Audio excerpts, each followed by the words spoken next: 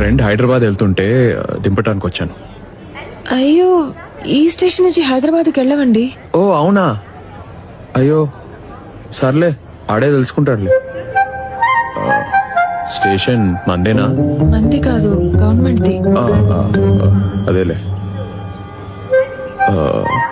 పిల్లల సంపాదన మీద బతకాల్సిన అవసరం నాకు లేదు. ఏమైంది? పిలిచావా? నువ్వేం పిలవలేదు కదా. పిలిచానండి. ఉదయం మీ బట్టలు వాషింగ్ చేసేటప్పుడు మీ షర్ట్ పాకెట్ లో 1000 రూపాయలు వదిలేశారు. ఓ, ఇవి నావే కదా? మీవే. నీవి కాదు కదా? కాదు. పక్కా? పక్క